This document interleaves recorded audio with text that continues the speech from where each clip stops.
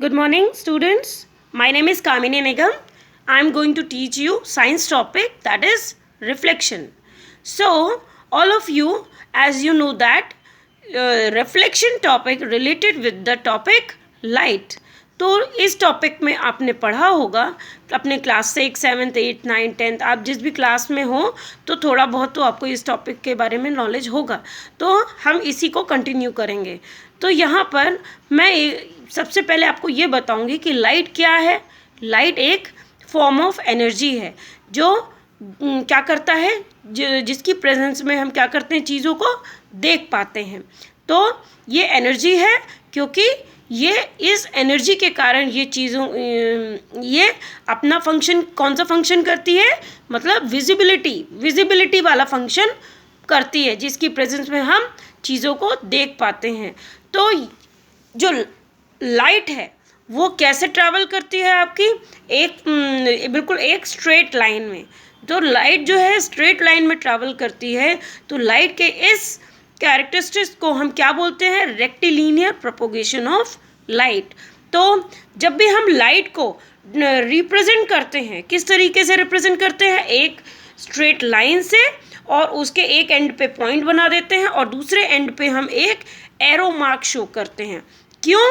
क्योंकि हमको लाइट किस डायरेक्शन से होकर आ रही है, तो ये जो एरो मार्क है वो उसकी डायरेक्शन को शो कर रहा है कि किस जगह से ये किस डायरेक्शन से आ रही है और किस डायरेक्शन की तरफ जा रही है। तो लाइट जो है एक स्ट्रेट पाथ में ट्रैवल कर रही है, that is rectilinear propagation of light. और इसको हम किस तरीके से रिप्रेजेंट करते हैं वो हमने डिस्कस किया। अब हम बात करेंगे कि लाइट के क्या क्या सोर्सेज होते हैं। लाइट के जो सोर्सेज होते हैं वो आपके नेचुरल सोर्स हो सकते हैं या फिर आर्टिफिशियल सोर्सेज हो सकते हैं।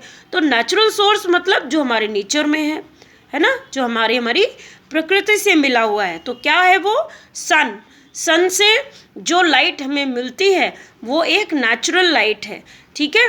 तो कोई भी सोर्स होता है वो सिर्फ एक सिंगल लाइट को एमिट नहीं करता, उससे क्या होती हैं, बहुत सारी जो लाइट्स एमिट होती हैं जो कि एक स्ट्रेट पाथ में ट्रैवल करती है, ठीक है। आप जो मैनमेड सोर्सेज होते हैं जैसे कि आपका टॉर्च हो गया, कैंडल हो गया, बल्ब हो गया, ट्यूबलाइट हो गया, तो ये सारे चीज़ें क्या हैं, ये आपके आर्टिफिशियल सोर्सेज हैं जिनको हम इंसानों ने खुद बनाया है, मैनमेड सोर्सेज, ठीक है। अब रिफ्लेक्शन की बात हम कर रहे हैं, we are coming to the topic. तो जो रिफ्लेक्शन है वो आपका जो है वो क्या कहलाता है, रिफ्लेक्शन जो फिनोमिना है जिसकी वजह से हम ये पढ़ते ही क्यों हैं, ये टॉपिक हम पढ़ क्यों रहे हैं, क्योंकि इसी की वजह से, रिफ्लेक्शन की वजह से हम चीज़ों को देख पाते हैं, ठीक है। हम चीज़ों को देख पाते हैं, इसी कारण हम इस टॉपिक को पढ़ रहे हैं क्योंकि हमें नॉलेज होनी चाहिए, ठीक है। तो रिफ्लेक्शन का मतलब क्या हुआ, जैसे कि आपने एक बॉल ली, बॉल को आपने दीवार में फेंका, तो फेंकने से क्या होगा, वो बॉल जब दीवार पे टकराएगी तो वो क्या होगी, वापस से हमारी तरफ लौटेगी, ठीक है, वो हमारी तरफ लौटेगी और हम उसको कैच कर लेंगे, ठीक है। तो जो बॉल का दीवार से टकराना और वापस जिस डायरेक्शन से आई है उसी डायरेक्शन में वापस लौटना, यही सेम चीज़ आपकी लाइट में भी होती है।